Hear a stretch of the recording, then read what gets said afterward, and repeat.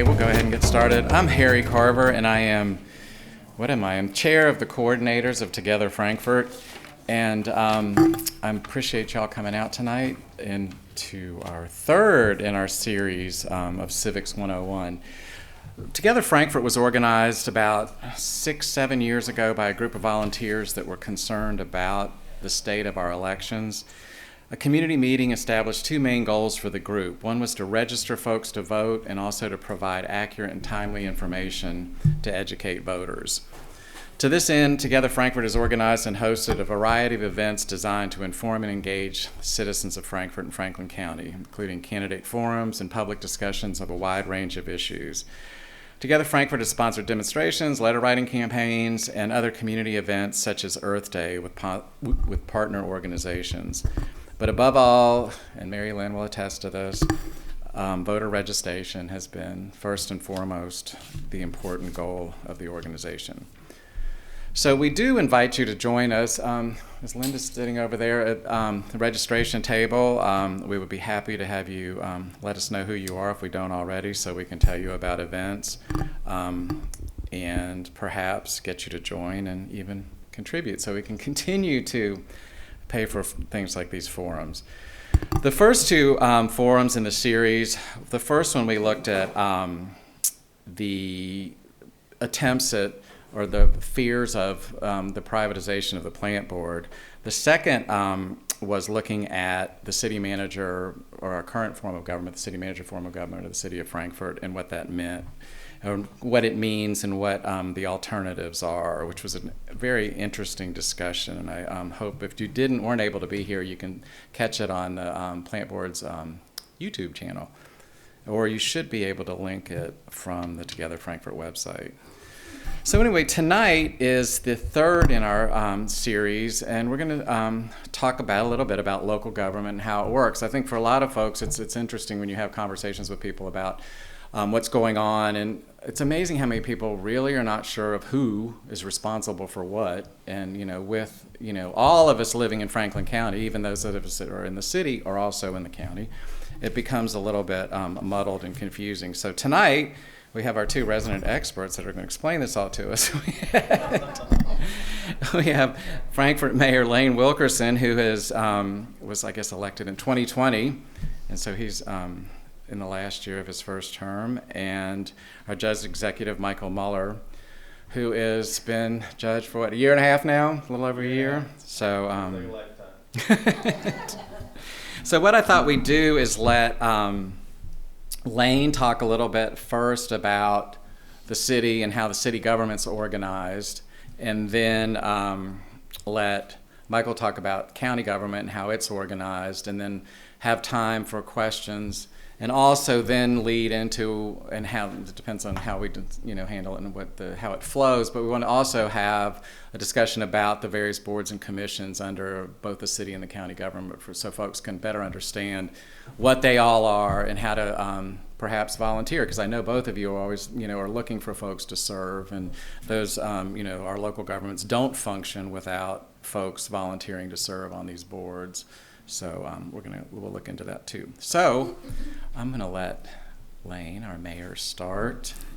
And they're the happy commission behind you.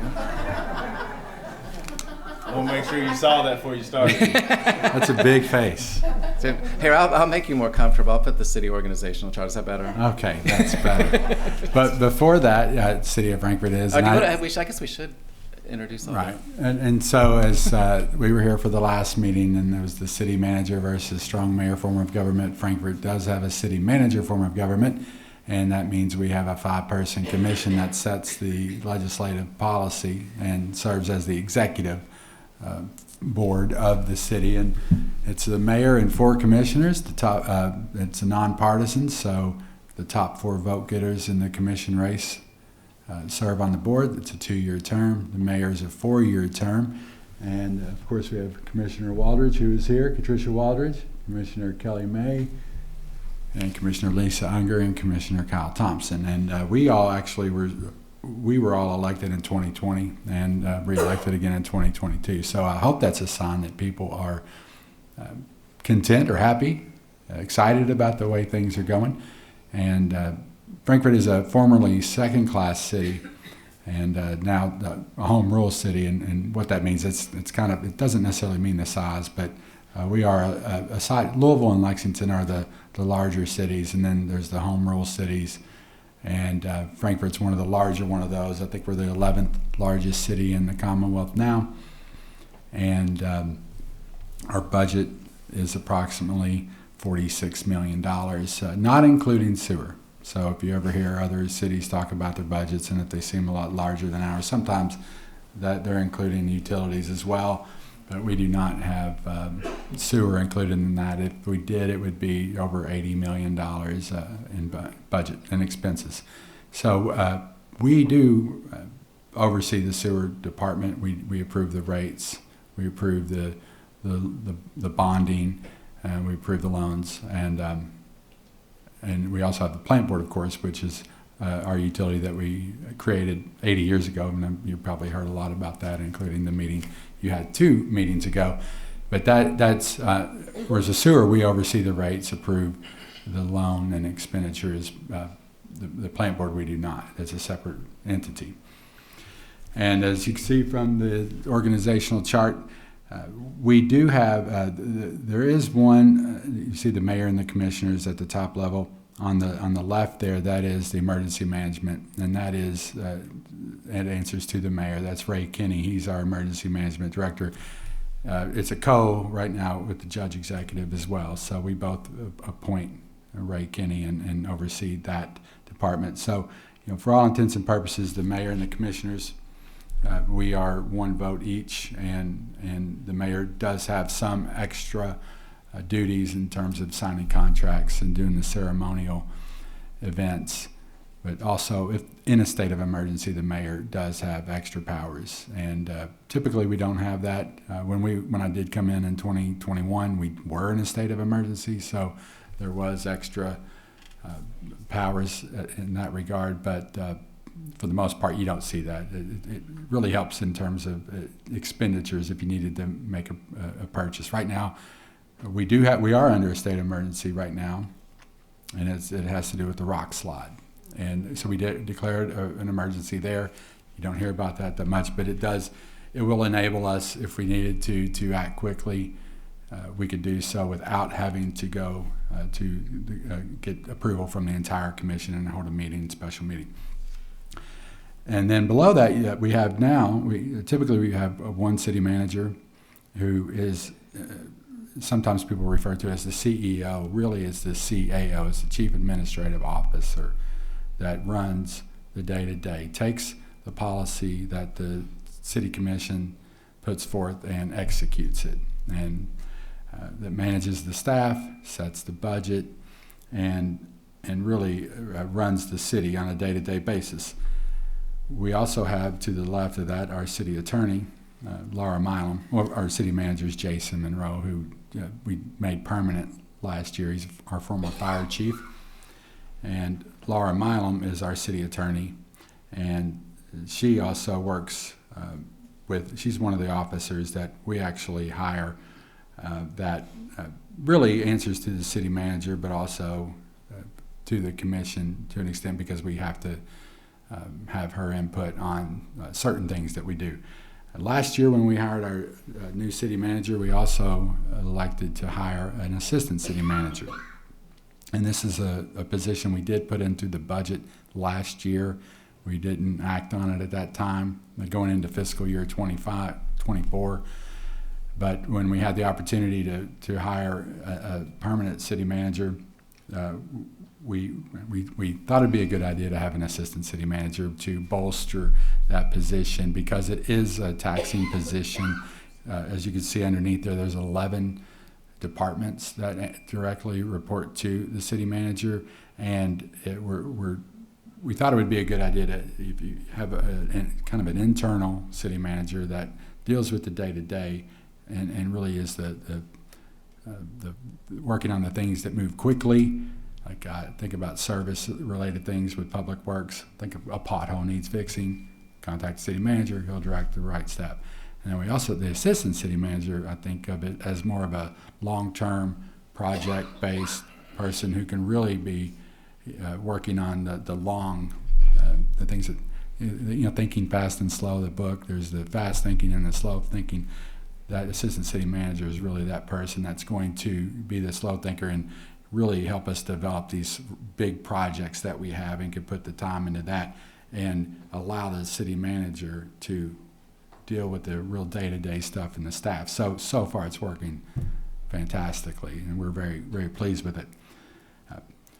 On the starting this direction over, first and foremost, public safety. I think that's job one. We've got to do that, and that's our chief of police, Dustin Bowman, and our fire chief, Johnny Carpenter, who's also relatively new. And when we hired Jason Monroe as our city manager, we moved Johnny Carpenter up. Eric Cockley is the planning and community development director. Alicia Boyd is our finance director.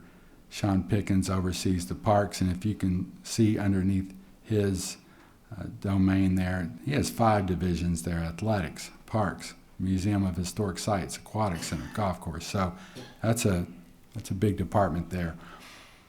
Shermaine Maxwell is our city clerk, and she tends to all of the ordinances and proclamations and meeting minutes. She really is the one that a lot of people, if you're dealing with City Hall, you oftentimes are dealing with Shermaine Maxwell, and she's anyway, that's a specialized position, and we're lucky to have her there. Judd Ellis is our IT director. Sarah Anderson, Public Works, that's one where a lot of people will interact with. Underneath her, we have streets, solid waste, public transit, flood wall, and stormwater, which a lot of times we don't deal with directly, but it's important.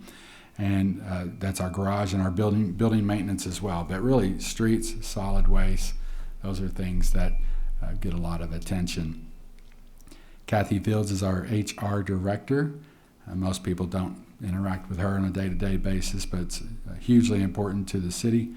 Rebecca Hall is our grants and community relations director, and she really helps us with, perhaps you've heard of some grants we've received lately. We've been on a roll, I think, in terms of getting a lot of grants. She works closely with our consultant in D.C. to help us get the applications together, help us administer them, and success begets success. We show the federal government or the state that we manage a project well, and we're good for the money, and we're a good risk. They tend to give us more. So that's, I think, where we are right now. And finally, Kenny Hoxton, who's our sewer director. And I'm happy to take any questions about those. Well, we'll get to the questions, right? We'll get to the questions later. Does anybody have a question now before we go on any further about the organization? Sorry, I didn't mean to. I have a quick one, just because I'm curious. So, right next to you, who is that? Ray Kenny. Now that's interesting because is he on the same level as the mayor and city commissioner? Okay, because it looks like you guys are kind of up there equal. Right. He's not, but he just answers. It's kind of like he's in between me and the judge executive. That's, I would look at it that way. He answers to us, and it's not like we're. That doesn't sound right, does it? But he really I'll let you continue. Thank you. But we appoint him without commission or fiscal court approval, and if can, and it's therefore if there's an emergency, we need to be able to act quickly.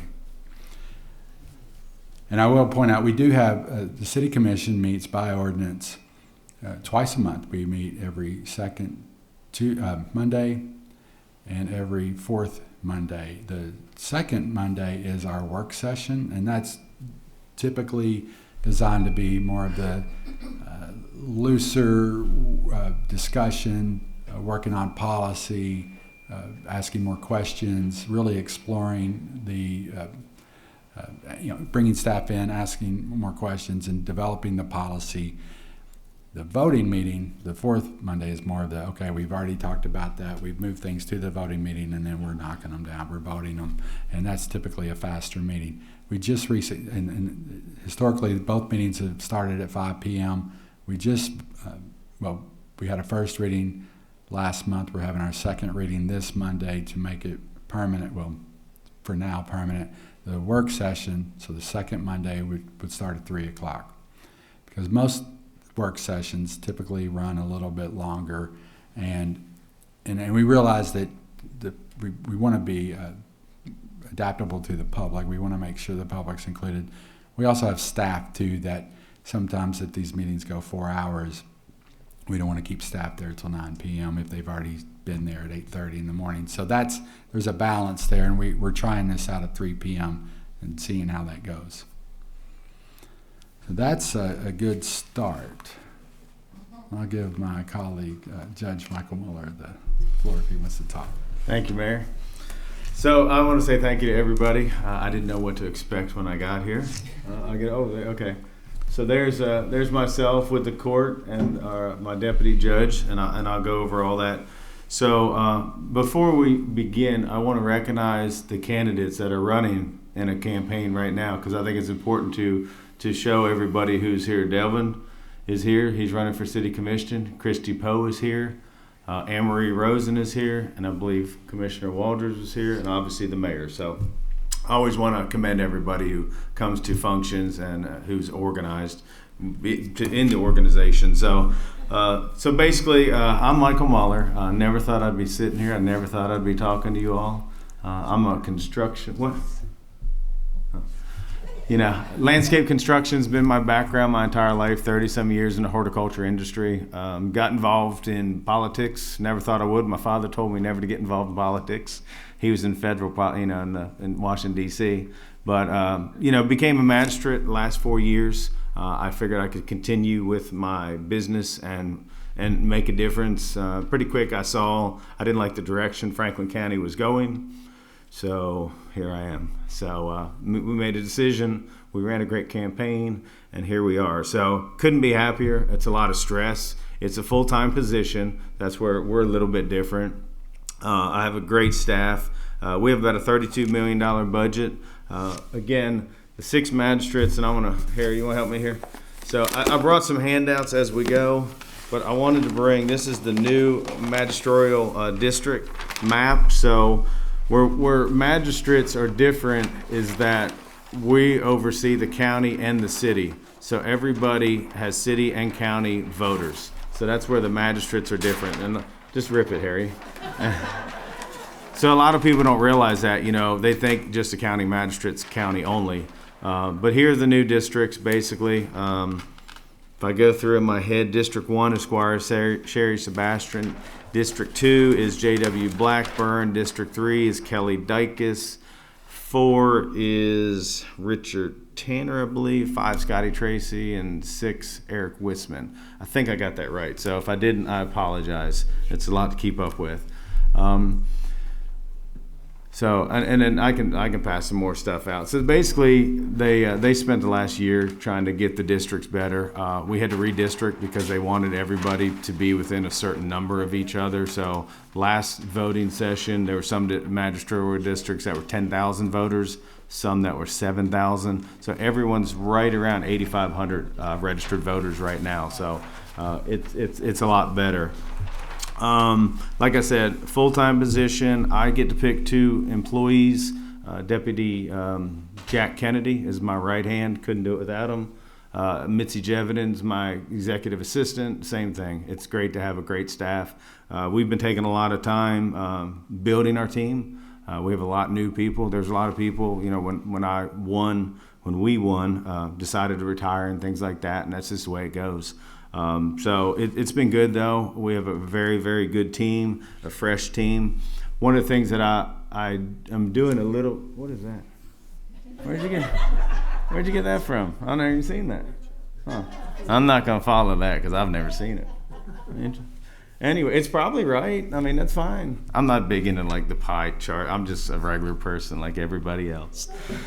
So, one of the things that I did when I became this position is being a magistrate the 4 years prior, I saw what I didn't like, and lack of communication between the court and the staff and things like that. So we've done a really good job of committee meetings. I have 2 magistrates on every committee, let it be finance or parks or jail. So they're a lot more involved. So when we do get to court, a lot of them are already understanding what's going on. We do it a little bit different than the city. Like last night, we had a big agenda because there were some things due before April 1, so we had 30 items. So it was about 3 hours, but we moved through it pretty good. But we'll do a work session, and then we'll go straight into voting same night. So and then certain things, zoning and things like that, have to have 2 readings. So we had 1 or 2 first readings last night, and then on April 10th we'll do the second reading. But I'm going to go through kind of what's made up of the judge's office. So like I said, the magistrates, we have a fiscal court clerk, occupational tax, grant writer, solid waste coordinator, code enforcement, animal control, planning and zoning, and our treasurer that we could not do without. And I think that is everybody in my office. P&Z, we've come a long way. We're fully staffed. I think we have 7 right now. We have 2 full-time building inspectors. They can do category 3. They're doing some of the state inspections now, and we were just approved. If it goes through the court, we're going to start being able to do high hazardous. We'll be the only county in the state, so we'll be able to do our own bourbon warehouses and things like that. So we're working on that, and that's really good. 2 full-time electrical inspectors, 2 planners, full-time. Mary Ann's new on the front desk, and Robert Hewitt is decided to retire, so we'll be seeking a replacement for him. So couldn't be prouder. We've spent a lot of times this year, especially Jack, putting it online. Up until this administration, you'd have to come in, do paper copies for everything. You'd have to fill it all out with paper. So we've worked with an agency. So everything's online now. You can pay for your permits online, fillable forms online. I know that seems really simple to you all, but this is government. And it was really just behind the times. So proud of that. I am excited about the code enforcement. That's something I pushed on the last court but couldn't get through. So now we have a full-time Richard Sanford who does a lot of school traffic. He was a constable for 5 terms, but he's retired from that, and he is a full-time employee with us. So basically he's out in the county making sure all the businesses are playing by the same rules. He's stopping people, he's making sure they have permits, business licenses and things like that. And so what we're realizing now is that how many people that don't pay their fees, don't turn their paperwork in after the end of the year. So we're going to add another staff member to the occupational tax because we're seeing a lot more revenue and things like that. And it's nice, as a past business owner, my wife still owns that business. There's nothing worse than out there working, and somebody next to you is not playing by the same rules. And so that's starting to clean up the county a whole lot. Animal control, there's nothing sexy about that. You guys know about that. It's something we do, we have to do, and I think we do a well job working with the Humane Society. Community Development Grants Administrator, Tammy's been with us about a year now, 6 months, I'm sorry. Doing a great job. We still let Bluegrass Ad and Lexington work on our federal grants because they're cumbersome, but she's going after grants for our jails and parks and things like that. Doing a great job. Solid Waste Coordinator, Allie, she's great. She's a ray of sunshine. Old school teacher, she's getting into schools, she's working, she loves recycling. We're trying to figure out, we're in the process right now, is by the end of this year, we're going to hopefully pass an ordinance in Franklin County to ban single-use plastic bags in all stores and take out styrofoam. So that's her big initiative right now. Yep. Occupational tax, Summer's been in there, she does a great job. Making sure everybody's paying their dues. Sheriff's Office, I can't say enough good things about Chris Quire and his team. They do a great job. I'm going to get down to the jail, which is really not sexy. But the jail is another thing. We had the jailer decide to retire. It was up to me. I could have appointed. I don't like that. I think that's a good old boy system. So Chris and I decided to take it over and make some improvements. And so we've really been spending a lot of time and money. We've upped everybody's pay rate. We're up to almost full staff. We just signed a paper last night. We're going to start accepting Anderson County inmates. That will generate about $500,000 of revenue. We're also in the process of starting a SAP program, probably only number 4 out of the state. That is like a rehab for female girls and women that are incarcerated. So we're going to house maybe about 80 of those once we get all that paperwork done. But there is a new jailer's race. My intention is there's only a primary. There's 3 candidates running. So what I would like to do is after whoever wins that primary, I'm going to ask that they just be hired at the jail and work under Ron Wyatt and Chris for at least a month, because I don't want everything we've done to just kind of go away. So, and then my intention is to go ahead and appoint that person then and not wait because Ron wants to get back to being a detective. Fire department, I don't even remember how many people in the fire department, 57 or so. You know, we cover about 222 square miles. They do a great job. Can't say enough about everything they do. We also use a lot of fire departments for voting booths and things like that. Parks department, you know, what we have right now is Lakeview Park. We're looking to hopefully expand our park system. We have a huge park plan going on right now. It's in final phase for the softball complex. We realize that there's a fourplex out there, but there's nothing bigger in central Kentucky. So we're going to build a 7-plex with turf fields, softball complex. So really trying to start on the sports tourism. And like the mayor, we have a lot of ask up on the Hill. The governor supports us a whole lot, but the House took things out. Senate's just playing their game right now. So we're also trying to build about an 80,000 square foot indoor facility. And that would also house the help with the senior center because they're outgrown their space. So Marshall came to me and said, hey, if you build that, you know, could we use part of it for our activities? So, you know, we work with community partners all the time. We've also working with the library about doing a mobile library at Lakeview Park and then another sheriff's department. Road department, that's another new position. I actually appointed that person, Gene Wilburn. He doesn't come from the government side of things. He's private, doing a phenomenal job. I think we have 18 employees down there that take care of our roadways and everything. And we're in the process of actually doing a capital campaign. They were in their same building down there since 1952. So we're doing a little over $6 million new road department off Lewis Ferry. So it's literally going up right now. Talked about the jail a little bit. Like I said, a lot of good people out there. Coroner's office, a lot of people don't think of that. I mean, that's under us. So Will Harrod is our coroner. They do a great job. I'm not going to tell you what he does. You know what he does.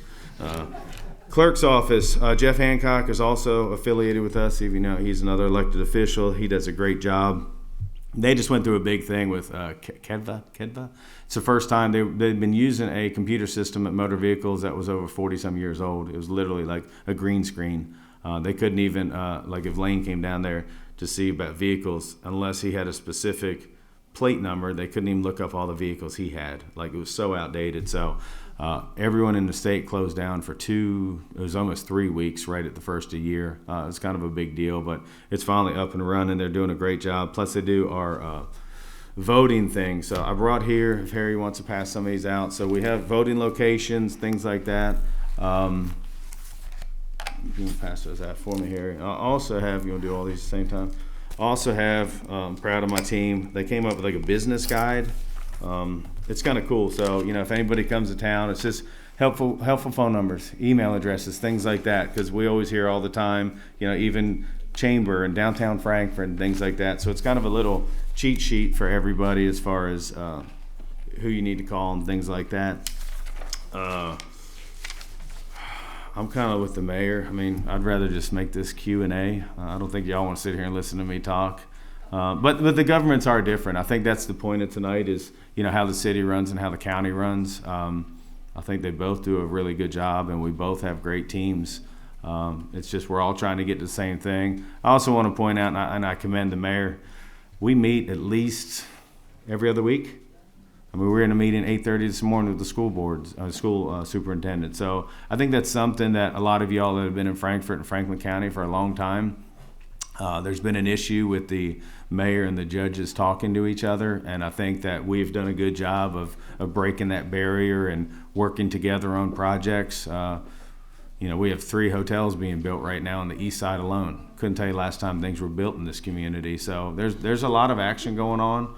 There's a lot of housing going up right now, which we know we all need, but it is nice to be able to work with Lane and the city on projects. And I know Jack, my deputy judge, he's got a very good relationship with the 2 city managers.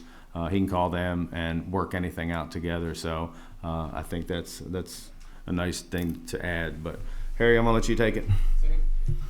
Anybody have any questions for the judge, Dawn? I just had a question.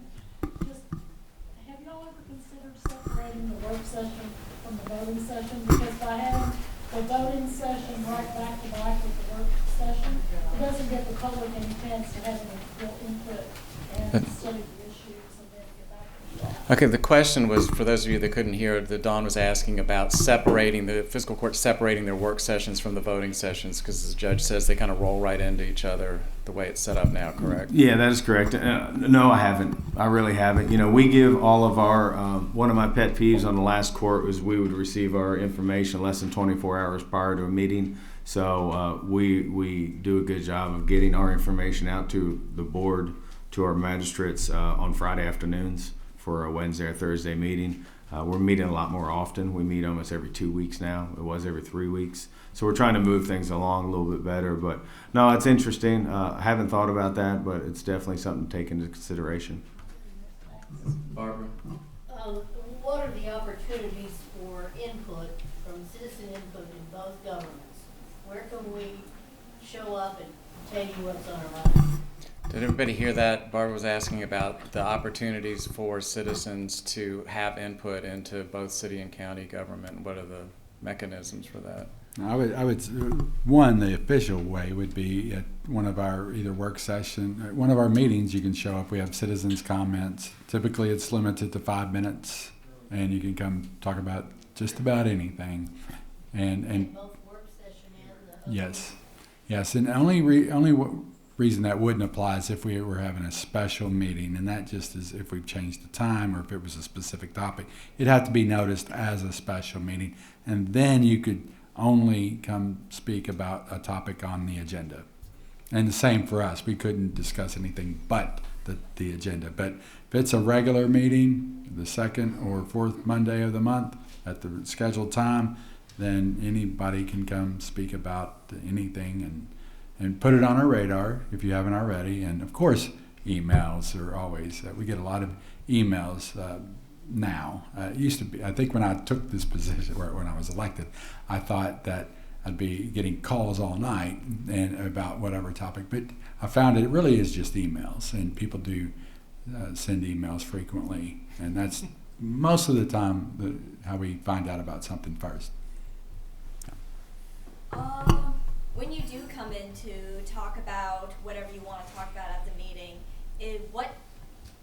how do they get back to you about, like, we have heard what you say and we're going to start making a plan? Do you just say your piece and leave, or is there a way that you can get in contact or be like, I want to stay up to date on this issue to make sure stuff happens? It depends on what you're commenting on, and but I would say that if it's something, you know, sometimes right then and there we'll say, that's a good idea. Let's direct staff to follow up on that, and maybe we can put it on a future agenda. Sometimes if it's new to us, we might just not have any questions and sit stone-faced, but there is a way though that you could, then I would follow up with the commission members, and you know, sometimes people do that. They'll come speak and then they'll follow up with an email saying, thanks for letting us come speak. Is there any way I can get on your calendar? And that's probably the next best thing to do, is just try to either get a phone call or schedule time, at least in the city, because we have 5 votes and it takes 3 votes to get something passed. So if you can convince 3 people that whatever you want to, and sometimes it doesn't take a commission vote. If it's something that's administratively that the city manager can do that. So it might just be meeting with the city manager. So I'm going to answer on the county's standpoint. So for us, we have public comments 3 minutes in front of the meetings. I highly recommend coming to see me. Make a phone call, stop by the office. Depending on what it is, I've been trying to run everything through committees. So if you had a issue with something we're doing for finance, I'd say, hey, let's come talk to the finance committee and try to work it out there. Because a lot of times I think what happens, unless you just want to be in front of the TV or just in front of the whole court, and that's the whole court at the same time. There's so many things going on in their mind with the agenda and stuff. A lot of times if people come in with things, they just kind of listen, but they don't listen. And I think that's just natural. So I would just urge you to, send an email to us and then come in and just talk about it. And like I said, if there's something we can do or help you, we're going to do everything. A lot of times we'll also send blanket emails out to all the magistrates, but we have to be careful that it's not a quorum. So if we send something out, like on your behalf, or if you send us an email, we feel like everybody needs to see that, we'll put on it for informational purposes only. Don't comment, because then if somebody comments, then we can get our hands slapped, because then that's like a meeting. So, there's some rules like that people really don't realize that we have to deal with. So sometimes when we can't do things, it's not because we don't want to, it's because of the laws and KRSs and things like that. David? Well, first, from other projects, I want to give a shout out to Rebecca Hall, our grant writer for the city. There's a lot of great employees in both city and county government. She does a great job with grants. And then, I don't know who's doing Trash for Cash now. It was Brittany. I think there's somebody new. It's Allie. Okay. Yeah.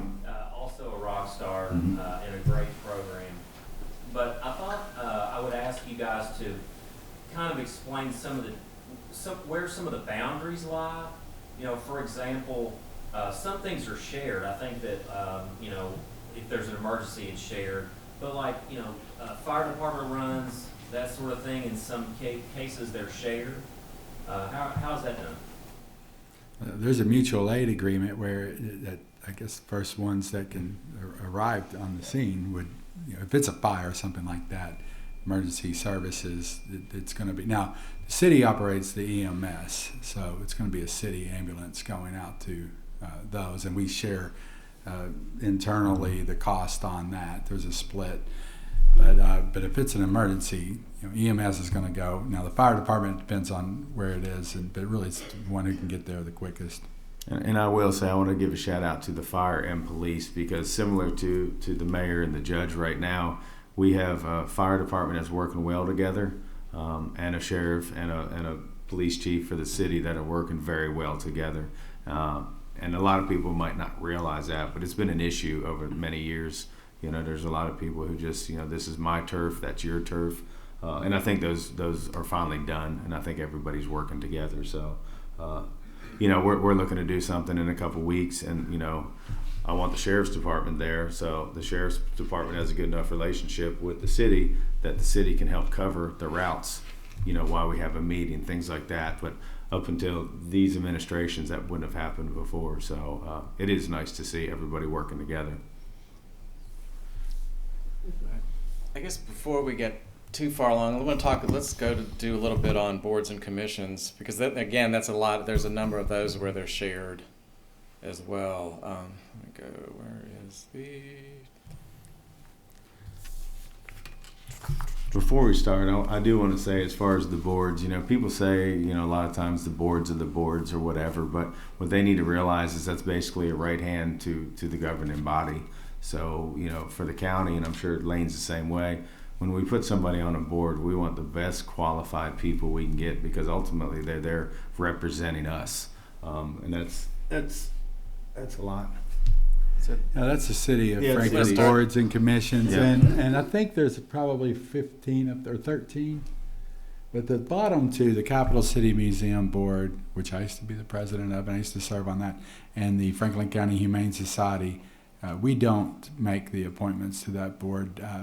The city does not. We do have a representative on the Humane Society board that comes and reports to us, but we don't appoint the entire boards of either of those. But now the rest, these are all opportunities for you to serve the city of Frankfort if you're interested. And some of these most of these are either 3 or 4 year terms, and some are even paid. Sometimes it's $50 a meeting, capped at $600 a year. Plant board, I think, is $200 a month. You all might know that. Anyway, there's some are paid, some aren't. Some are 3 years, some are 4 years. And some require you have to be a city, actually most I think require that you have to be a city resident. And sometimes you have to be a city resident for at least 2 years. Oh, that's everybody. And that's the list there. But it runs the gamut. There's the Architectural Review Board. There's, and I won't go into Board of Zoning Adjustment. And these are all important. Civil Service for Police and Fire. Architectural Review Board. I think sometimes people think that covers the entire city. It does not. It only oversees the 3 historic districts, South Frankfort, the Central Business District, downtown, and the Special Historic District, which corner of celebrities, North Frankfort. But where we are now, or if you're on the east side or west side, ARB does not apply. So sometimes we hear like ARB that stopped a development because if it's on the east or west side of town, it's not ARB. And Board of Zoning Adjustment that handles the conditional use permits, variances, non-conforming uses. If you wanted to apply for a special use permit, Harry can speak about that. You're on that board. Civil service for police and fire, that anybody that applies to be a police or fire or for promotion, they look at that, or they make recommendations. Board of Ethics, Board of Parks Commissioners, which makes recommendations to our Parks Department on the needs and opportunities in the Parks Department. And most of these require commission approval. So I'll nominate, and then at least three commissioners vote to approve, then it passes. Typically, we don't have any issues. Most of the time, it's a consensus vote. The next one, though, Kentucky Capital Development Corporation, KCDC, is different, and that is the mayor appoints three. This is a joint appointment between the city and the county. Mayor appoints three, the judge appoints three, and it does not require commission approval. So we appoint the people who we feel is best. Now, in my case, it has to be a city resident. Now, the judge has the benefit of appointing anybody in the county, so it could also be a city resident. So he fishes from a bigger pond, so more choices. That's a benefit there. Code Enforcement Board, if somebody is cited for a code violation, they hear that, and then they sometimes they can fine people and suggest corrective actions as well. The Plant Board, it's a 5-person where we are today, where this is where they meet. It is one of the higher profile boards, and it's a 4-year term. It is one that it does pay, and it is approved by the city commission. And I try to get somebody or appoint someone who has a background in various areas: finance, legal, utilities if possible, engineering if possible. Just you want a well-rounded board, and you want somebody who has expertise in lots of areas. I do, at least. Forest Advisory Board, sometimes known as the Tree Board. They oversee the urban forest management plan that we have, and really they were responsible this year or over the last year. I don't know if you noticed that we planted over 350 trees in South Frankfort and downtown, thanks to a generous donor, and thank you very much. And that was that is a often overlooked board, but it is very important. Franklin County Planning Commission, this is one that the judge appoints and I appoint. We each get, we used to get, it was an 11-person board. We each appointed 5, and the governor gets to appoint 1. We last year reduced the number to 9, and so now it's 4, and the governor gets 1. And that's also a higher profile board, gets a lot of attention, and is in the paper quite a bit. Housing Authority of Frankfort. Now, this is one that the mayor serves on, and this is essentially it oversees the HUD program here in Frankfort. It's for lower and moderate income people, and it's a 5-person board.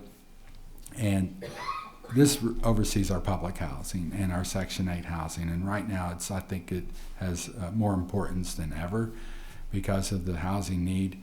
And the interesting thing about this board is that you can't have more than 2 people from the same political party on the board. So all the other boards, it's nonpartisan. We don't ask. And I learned this one the hard way. I tried to appoint someone to the board and then was made aware that we couldn't have more than 3 people or more than 2 people on this. So the Tourist and Convention Commission. Now this one is also a joint city and county, but really it's different in that we pick from a slate. There's a local restaurant, there's a local hotel motel association that they'll put forth the names, and then the judge and I jointly approve. So we're not really free to pick anybody we want. We pick from a slate that's presented to us But we each get our own appointee onto that board, and so we do have some flexibility, and that our appointee does not have to live in the jurisdiction. So let's say we have someone who works at a local tourist attraction and they live in Louisville, we can appoint them to the board. And there was something else on that board that I was going to mention, and one is submitted by the Chamber of Commerce as well, so that we get to make the final. There's a Human Rights Commission, which is relatively new. It's when we passed the Fairness Ordinance just over 10 years ago, it created the Human Rights Commission, and I think we have a couple in here. Christy Poe is the chair of that now, and they hear any complaints alleging violations of people's rights, and we try to get a well-rounded board on that, the different diversity of opinions and backgrounds. And that is it, that I, as the mayor, have some input in appointing. I feel like You did a great job. there's more. I've enjoyed just listening. I covered some of yours. I appreciate that. No. Oh no, you have that This is many? mine? This is yours. Where'd you come up with all this stuff? This is interesting. How'd you have cheat sheets, Mayor? You and Harry working together? It's I don't have anything. the city. It's the city. Okay. We're just So Bluegrass Area Development District, they're located in Lexington. So for y'all who don't know, Franklin County is part of the Bluegrass region. There's 17 counties basically all around us that belong to the Bluegrass District. So they do everything from roads, committees, water, sewer, a lot of our grants. Like I said, they handle all of our federal grants, the Farmdale Project, things like that. So they have a huge staff up there on Alumni and New Circle Road there. They do an amazing job. We both, attend things for their Lane's already talked about, basically KCDC's and Development Authority, ethics. That they really only have anything if we have complaints. They make sure that once a year, all the magistrates and myself have to fill out a form just to make sure we're doing right and we're not receiving money from anyone on the outside, things like that. So there is a board, but it's only there to protect us. Extension office, I can't say enough good things about our Franklin County Extension office. They do a phenomenal job with kids, adults. They have cooking classes, 4-H. We have full-time horticulturists you can call and come out and do things. So I actually sit on that board and really enjoy it because they do a lot of good things. For our community, health department, I think Jack is my proxy on that one. They have a lot going on. We have a very active health department. A lot of our population is aging. They're getting ready to do a complete renovation of their building on the connector out there. So there's been a lot of big decisions. It's a $2 million renovation. So they have a very good board. There's doctors, nurses. It's a big thing. I think El Travis is our person on that board in addition to us. Paul Sawyer Library. If I told you I picked, I would be lying. I know there's some librarians in here, so they basically bring a name or two to us and say, "Hello, Mary," and I lean on them. Who's doing the best job? Who do you need the most? I'm kind of also on our boards. I personally don't like people serving more than 2 terms on a board because I think we're 53,000 people and there's other people that deserve a chance. So Mary Lynn can tell you. I'll ask her if she brings me a name, how long they've served. If it's more than, and I think the last time the person had 2 terms, wanted to serve again, and I said, let's give someone else a chance. So, but they do a great job. Well, we talked about KCDC already, Frankfort Planning Commission. Mayor talked about that. You all know it. They're on TV all the time. They got a lot going on. There's sometimes good, sometimes bad. A thing that people don't realize sometimes is even in the county, if something passes or fails at the planning and zoning level, then it comes to the fiscal court. People don't understand that. I'm not sure if I understand that, but that's how it works, and I think that's how everything's written. So, if there's a zone change, it comes to us regardless, and we can override the planning commission or we can agree with it. So that's a lot going on there. ROSM is a very good organization. I believe Squire Sebastian sits on that for us. They do a lot of great things for our community. Franklin County Tax Assessment Appeal Board, they usually don't do much. You know, honestly, in my 5 years, I guess, I think Lowe's and Dick's maybe has argued about what they owe. I will say the PVA that's in there now has found a lot that people aren't paying on. So I have a feeling this is going to be a record year for that board. So I just appointed Sarah Thompson to that, and she's like, really? So yeah, but it's all good. Tourism Convention Commission, you know, is basically, y'all know Robin Antonucci. You know, Lane talked about that as far as who we have on there and things like that. The water districts are a little bit different. So I'm still trying to figure out what's going on with the water districts. I believe Franklin County, other than Plainport, has 6 water districts. People don't realize that. We have North Shelby, Elkhorn, Peaks Mill, all those other ones there, Farmdale. A lot of them are in bad shape right now. You know, they've been in the ground so long. I just wrote another support letter for $1.5 million to Congressman Comer for the infrastructure of Peaks Mill. You know, Peaks Mill had that water advisory a couple years ago, and it was the longest running water advisory in the state. You know, it was over a year. I don't think people even realize that. So we have a lot of issues. And the problem out there was when they put that system in, fire hydrants were real big. So them not thinking of it, put 6-inch lines all the ways out Peaks Mill to the Owenston County line.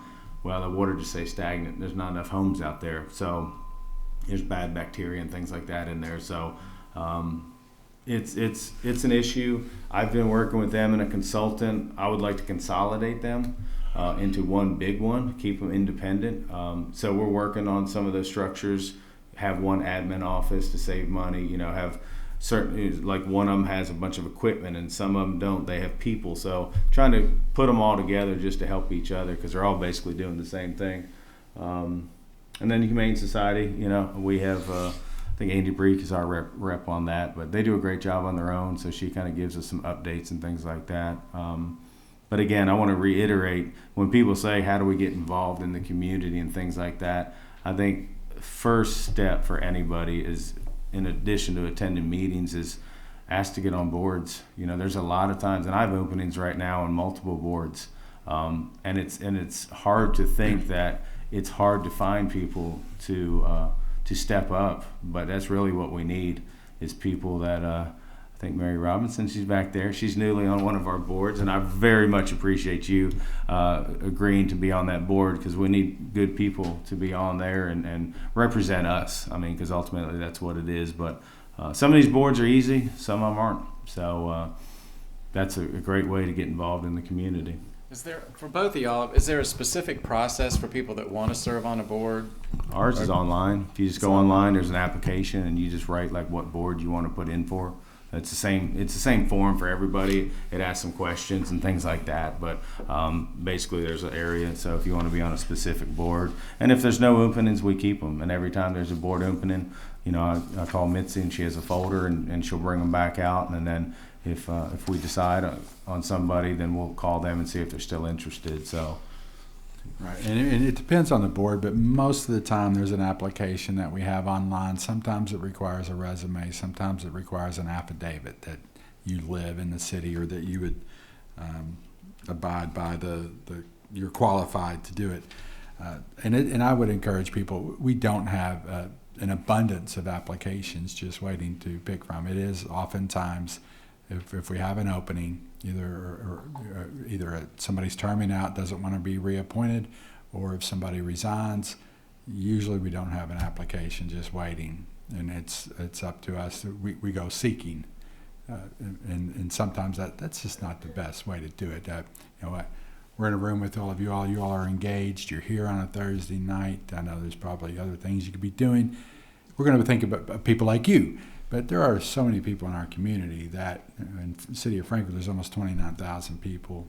Not all can be on a board or a commission, but just the point is there's a lot of ideas out there. There's a lot of people that would consider doing this if they knew.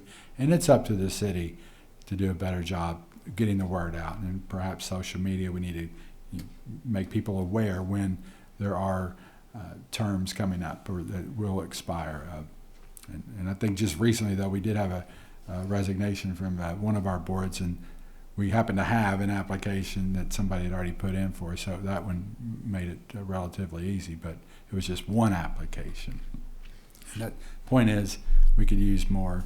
And if anybody's watching, you can go online and get that. And we need to make it easier to find, and we need to make it more apparent that what openings there are. Sir? Question for the judge executive. You mentioned earlier your efforts to eradicate styrofoam and single-use plastic bags. What board would that be? So we actually have it's kind of interesting because we have a task force that's set up. I think Kay's still on that? You want something? So there's a task force that we have that meets quarterly, and I look at it as a lot of the people that have been in this community a long time and who have kind of started recycling plans and things like that. And then we actually have I don't know if it's actually a board or if it's just within. But if you'd like to be involved, yeah, because we have KSU on it and some other things. I would love to have you. But, it's interesting. It's been kind of a dream of mine to do this. And when we started calling corporations like Walmart and Lowe's, I talked to a guy in D.C. and he said, "What are you doing?" I said, "What do you mean?" I said, "I want to do away with single-use plastic bags because they're bad for the environment. And especially, we have a lot of complaints with cattle. A lot of the calves will eat them and stuff and die. And then we all know styrofoam won't even recycle a little bit." So he says, "You can't do that." I said, "Sir, what do you mean I can't do that?" He said, "Well, the state has to do it first, and then the city and counties do it." And I said, "Sir, I'm not waiting on the state, and I'm here to tell you, by the end of this year, it will be an ordinance in Franklin County that is illegal." And I haven't probably even talked to you all about it yet, but I just think it's the right thing to do. So if you're interested in it, please let me know because it's an active committee. Yeah. And I want to point out that we've gone over the committees that are open to citizens of the public, but we also have internal committees that we've created too. Mm-hmm. That it's a couple of commissioners and city staff that work on. So, for instance, we created a public safety committee. We have a public works committee. We have a finance committee, and anyway, I'm happy to say that committee was one of the first ones we set up, and we quickly adopted we modernized the investment policy statement. We simplified things. We're earning more interest now, and we put some money actually into the Kentucky League of Cities investment pool, and that's gained us quite a bit since we put the money in. So we're making smarter investment decisions, and we also set a minimum fund balance, which we didn't have before. And that, we had a surplus, let's say. So the city of Frankfort, we have $18 million in reserves. Is that a little or a lot? I mean, is that too much or too little? We didn't have a way to define that. So we put a threshold there, and it's 3 months of expenses. So that's about $12 million that we have in a minimum fund balance. So now we know, okay, $12 million is our minimum.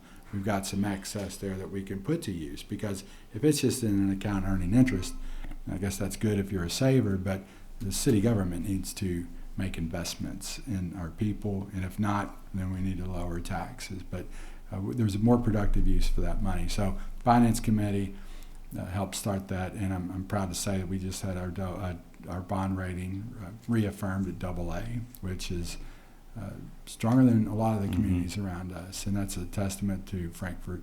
Even going through the pandemic in 2020, which we saw a drop in our occupational tax of about 25%. And I don't think people realize that about almost 2/3 of our revenue is driven by occupational tax. So it's a significant portion. And a lot of people say, well, you get property tax on this. That's only about 10 to 15% of our revenue is from property tax. So that's it's occupational tax driven. So when we see employers staying at home or remote work, like state government, it hurt. But we're still sitting here with a AA rating, very little debt, and we're well positioned to do a lot of things over the next few years. So that's another committee, and I hope to form a sustainability committee based, talking about the bags. But the city of Frankfort, and I'm not sure how many people in this room really understand it.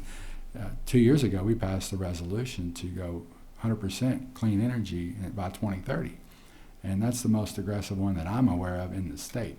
And we thank you. Applause line. I was waiting for that. But we right away we hired the National Renewable Energy Labs, NREL, which is it's a Department of Energy lab. It's in Golden, Colorado. We hired them to do a phase 1, and now they did a phase 1 study to kind of map out how do you get there from here. And then now we're completing the phase 2 study, and it's really identified. The first phase 1 identified the best pathways to do utility scale solar. The second phase is, okay, how do you do utility scale solar? How do you pay for that? How do you finance it? And so I think the work that we've done so far has put us in a position to actually go out and get the funding to do this, because it's a big lift to try to do something at that scale. We'd be one of the few communities in the state, and particularly in a coal state like we are in a capital city, we're getting a lot of attention already because of what we're doing. But we kind of felt if we went down that path, when the opportunities did eventually present themselves, we'd be first in line. And then with the Inflation Reduction Act, we've seen significant dollars coming in, being made available, and we're going to be well positioned to make an application to get the funding to do something like that. So stay tuned on that. But I'm getting to the Sustainability Committee. That would help oversee that. And then operations throughout city government to how do we reduce the energy load to make the amount of renewable energy that the city needs to lessen that amount. So that's another thing that I want to do this year. Yeah, and I do want to say I just passed an emergency order banning all styrofoam in county buildings. So that's every fire station, the jail, anything you can think of. So yeah, it's we're serious about it. Anne-Marie Rose, and Lane was saying, or the mayor, I do have it a little bit easier because I can pick people in the city. So Anne-Marie, who lives in the city, is on what's that committee's name? Solid State. Just Solid Waste Committee. Solid Waste Committee. Solid Waste Committee. Sorry, I couldn't think. So yeah. Yeah. So Anne-Marie sits on it. We have somebody from KSU on it. But we could definitely use help because it's going to take a lot to get this initiative out. So, and Christy. I did. I had a couple of things. The first, to what you were saying, Mayor, I'm sorry. Those board meetings, those are public, right? So people can come. Me and Margaret O'Donnell, we actually went to the first public safety committee meeting that you had.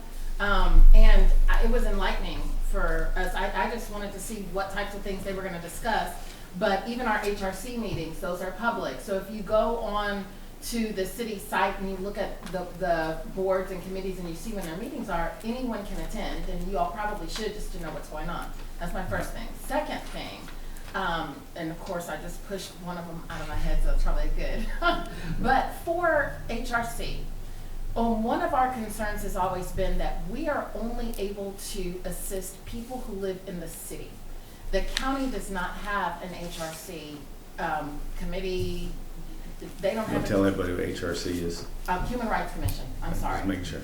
So we're wondering if there's any way to combine and work together so that somehow when we have people that contact us that are in the county, we don't have to automatically bump them to Louisville. So it would be great if that was kind of a combined thing that we could start doing. My last thing, and it came back in my head, for the housing. So this year was my first year that I actually went along for the count, where they actually count the homeless people in Frankfort. One of my concerns, and not just mine, but a lot of people that were doing the count, is it was the 1st of February.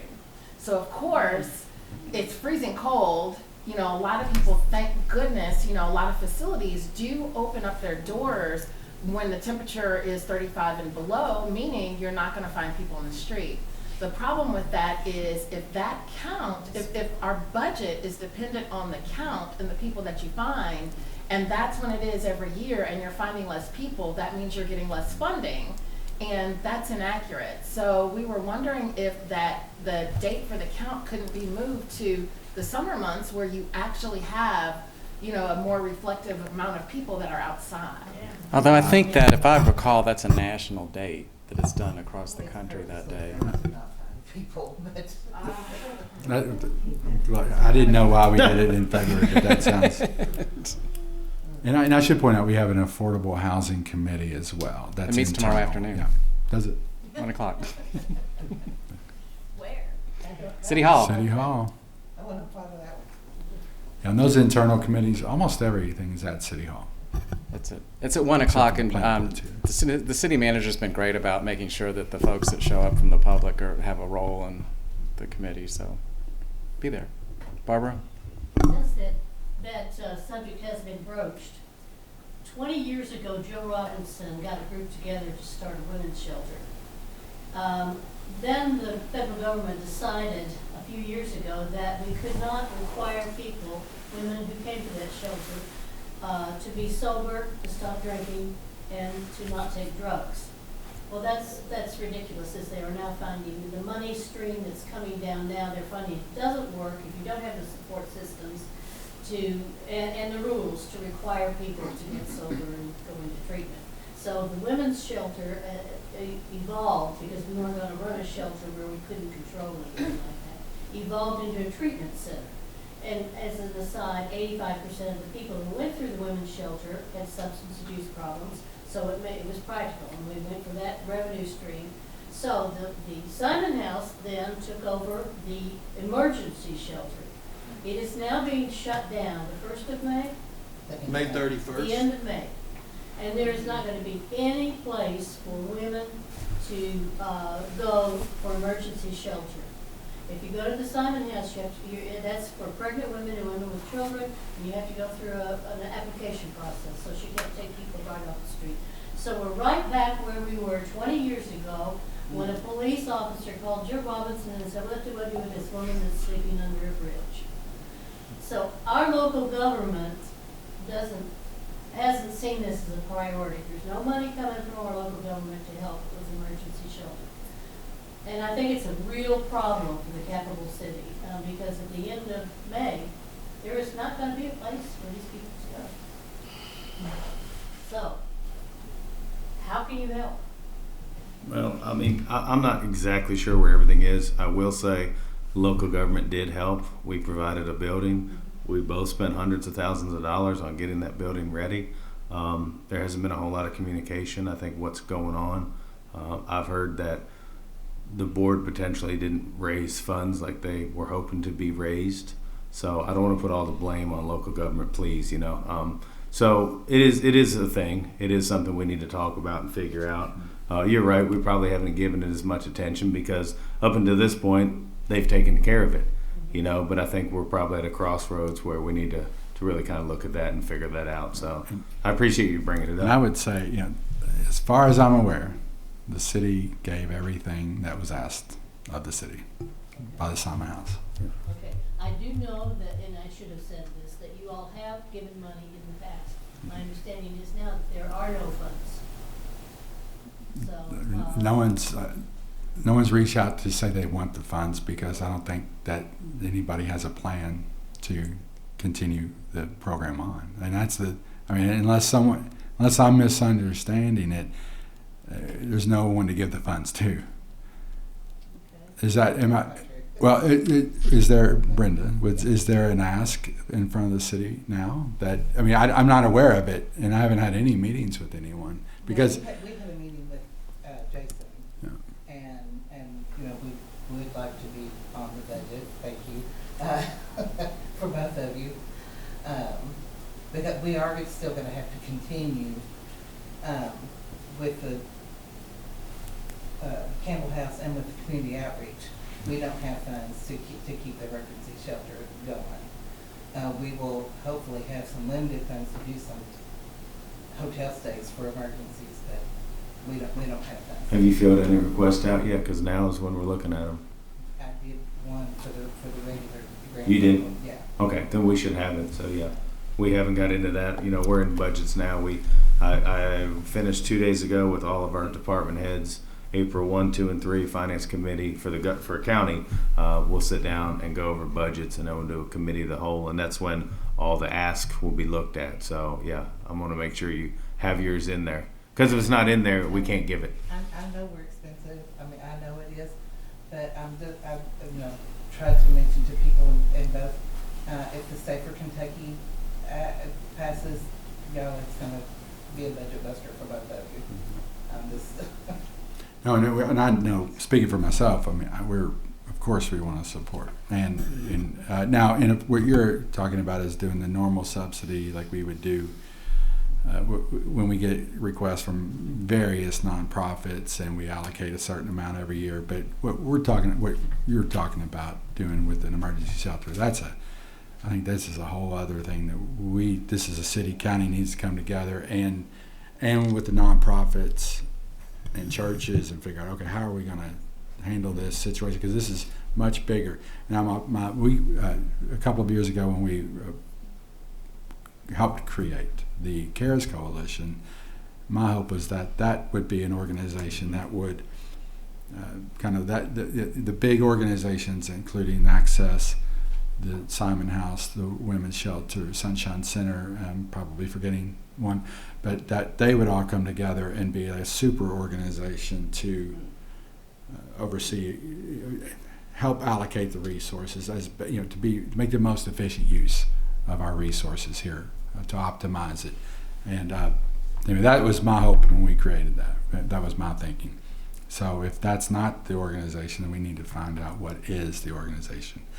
And if it's the Simon House, then we'll work with the Simon House to keep it open. But as far as I'm aware, there's no one that's looking to keep that building open. Is that right? Well, the Simon House is separate from where the health department is. Right. The emergency shelter. That's yeah, what. The emergency shelter. Right. And I got my information from the newspaper article that talked about it closing. So did I. Because I have not been involved for some reason. I was on the board of the other shelter. But I haven't been involved. But we knew that funding was going away in May, right? I mean, that was We knew that in September. That was changed, but we knew that in September. Okay. All right. I have two questions. I wanted to ask, is the swimming pool part of the indoor facility? It's actually not, but actually the mayor and I were in the meeting this morning about a swimming pool, and we can't say anything yet, but it's on top of our list. So it's a priority. I'm gonna leave it there. So we had a 8:30 meeting this morning just about an indoor pool facility. Yeah. Is anybody else?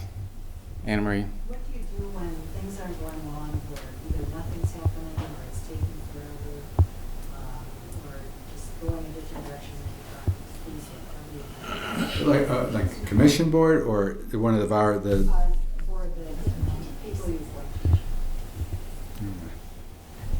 Okay, for me, I had one board in particular that was very stagnant. I don't want to say too much about it because everybody knows what the board is, but I went to two members that have been on it for almost 20 years apiece, and I said very nicely, I think it's time to go and we need to get some new people on here.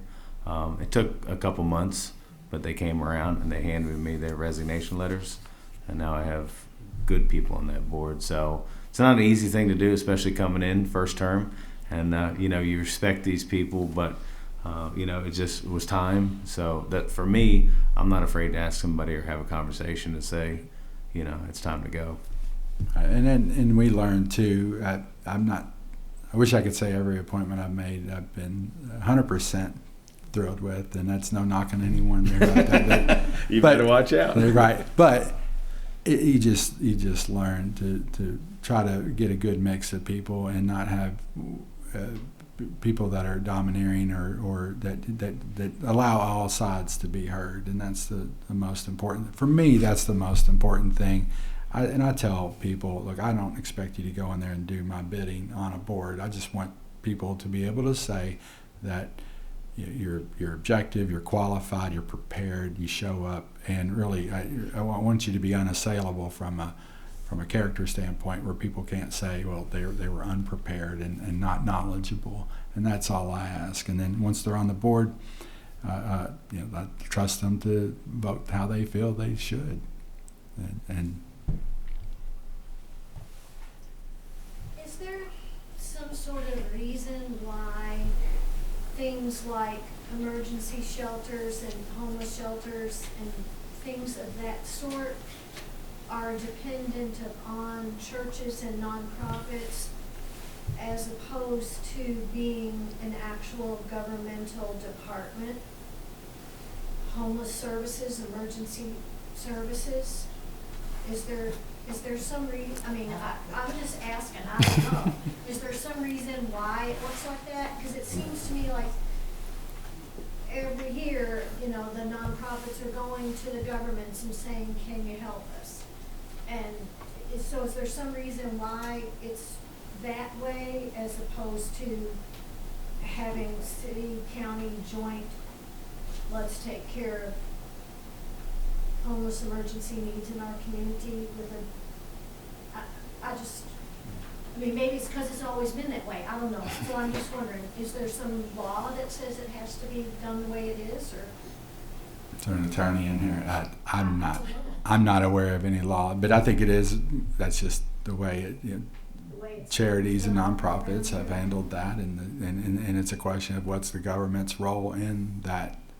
But obviously, if it's a strain, we have to look from a government standpoint. Are we going to be better off putting money? Or is it going to save us money by putting money toward those resources, and dealing with it on the front end as opposed to on the back end? Because we're paying for it somehow as a community. So I would say it's something that's worth looking into, particularly now that we are in the situation that we're in, because we have to take care of people.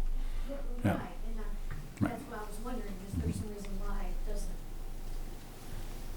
No, and show right. up for government in both governments? Is there some Right. reason why shelters don't show up in both governments? And maybe it's a question of priorities, and maybe this discussion tonight will lead to something there. I just wondered, Yes, sir. I have a question that deals with city and county.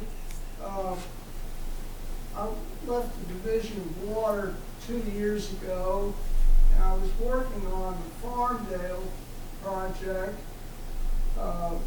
with HMB engineers, and it was where they were trying and were rebuilding the sewer system in the different parts of the community. And at the same time, the county was applying for a lot of extra money from other sources like block grant, rural development, I believe. And all my question was I had retired, and a lot of what has taken place since then, or may not have taken place since then, is the project was directed towards building a transmission line and closing down all the pumps that were defective and polluting the groundwater and things like that. And I had worked on this in several different places from about 2008 on to when I retired in 22 under different projects. Did the county and the city get all of its funding packages to get combined into a budget, and have they did any of this part from Farmdale down to building a line to the Twilight treatment Trail. plant? Yeah. What is the status of this project? So we just had a meeting again, I think last week. Very knowledgeable. That's been one of my top priorities. We're still about 4.25 million short. It's a $20 million project. Yeah. And so, but what we've done, and I've signed some papers a couple weeks ago to release, I think $1 million, because some of those monies that you were talking about has a timeline on them. You have to spend them within so many years. And so they've, yeah. So they have, what they're done is they've broken it down, HMB has broken it down into 3 phases. We're going to start bidding it out, I think, within the next probably couple months. We're working with the city and Kenny Logs and all them, you know that. But what they're going to do is they're going to start putting pipe in the ground, and they're going to start building the actual structures that will house the new pumps and things like that. What they don't want to do is buy the pumps because they're worried about warranties. As soon as you buy it, warranty's going to go out. And I think the city, you might know this, is about a year or two from being able to take it. but they're going to start this summer building all the lines and building the whole project. I just had a letter last week from Congressman Comer. He got us another $750,000 from the federal government. So we're real close. But yeah, it's starting, and we're going to do whatever it takes because it's a mess out there. Absolutely, it's been going on for way too long. But that project will start, I believe, this summer. Yeah. Mm-hmm. Absolutely. Ernie, did you have? Yeah, I've been reading about landlords not being willing, I think it's in Lexington and Louisville, to take Section 8 housing. We've been talking about housing. And I know a bill is moving in the Kentucky General Assembly to deal with that in not a very good way. And I was wondering if we had that issue here in Frankfort, where landlords were unwilling to take Section 8 housing. Absolutely. I mean, I hear stories all the time, and Christy's sitting there shaking her head. Yeah, we've had multiple. You want to speak on it? Yeah. There's one landlord in Frankfort that will take one. Yeah, so that's a big deal, and Lane, you might have more on that than I do, but yes, that's a huge problem in Franklin County and Frankfort. Now, I don't know if in terms of new, but the Public Housing Authority of Frankfort, we do issue, we pay a lot of people Section 8 money, so there's a lot of landlords we're paying. I don't know who's accepting new people, but I know there are some that we are paying, but I know that some people are being turned away. And some people, they get vouchers and they don't, for whatever reason, they just don't want to go to housing. I don't understand it sometimes, but there are people and we have openings in our public housing units now. Not many, but in a couple of our properties we have openings, and it's hard to fill because they're efficiencies and they don't fit the family size. So we really need to look at building new units. And I think our housing authority could, there's a limit on how many we can have that was set years ago, but we do have some capacity. It's a matter of how can you build it in a feasible way. It's expensive to build a 2-bedroom right now, and more than a developer will get back in rent. So you have to find ways to find outside money to pay that down to make it at a level where a developer will build it. It's tough right now. Affordable housing is not a thing. So you said someone in the past set a limit on how many Section 8 limit units? I don't know if it was HUD or it was Congress or HUD. It was there was the fair cloth limit. And it was where you were at that time, and they just froze it. That's my understanding of it. But there's a limit on, that's the public housing, not the Section 8. That has its own limits, but the public housing, which is really, that's where the affordable housing is. And we have a few properties here in Frankfort, but we do have capacity to build more, but it's not cheap to do, and it's daunting. But it's possible, but we're going to need some grant money or outside money and other communities have done it, like Louisville. They announced a project but they had ARPA money, American Rescue Plan money from COVID, and they were able to, they used some of that to put into the project, which lowered the building cost, which made it more feasible. City of Frankfort, we received ARPA money over 2 years, but because of the drop in occupational taxes that we had because of COVID, it just went in to plug the budget hole that we had. So there really wasn't anything left over to do that, but it is top of mind now, along with the pool. It is, but housing in general is top of mind, whether it's homelessness, whether it's affordable housing. It's something that we have to address because it's nationwide too. I don't know any community that's solved it. I think Mary Ann, and then we'll cut it off at Mary Ann. I wanted to follow up the rock slide question. Why is that? That's a good question. In the emergency paperwork that had to make that happen. I just want to see where we are now. Well, there hasn't been a lot that's changed, except that the sewer department's working double time to redirect that flow in case more of that comes down. But in terms of, yes. EV2 happened yesterday. Right. They are working now to do that. So that's taken attention away from other, you talk about the Farmdale project or other projects. It's taken resources. But now in terms of where the rocks, right now we hope that where it is going to stay, but really it's hard to know. What kind of research is being done on where the cave underneath there? I'm not sure if they've gone all the way underneath there yet, but I know that they're working with, I know the Kentucky Geological Society has reached out and they're offering resources. I can get an update for you. Yeah. We need to have a meeting. Well, I think we do, don't we? Several of the neighbors offered to meet with you all and do anything we can to make it go forward, because it's a critical thing. Yeah. I'm hearing what you're saying. Okay, Kathy's signaling, okay, we're going to have to wrap this thing up. Thank you all so much for agreeing to participate in this forum. Next month, we're going to talk about finances and where the money comes from and where it goes. That'll be here on the 18th. And then also join us on the 20th of April for our Earth Day celebration at the Orlando Brown House. And thank you all. Thanks for the opportunity.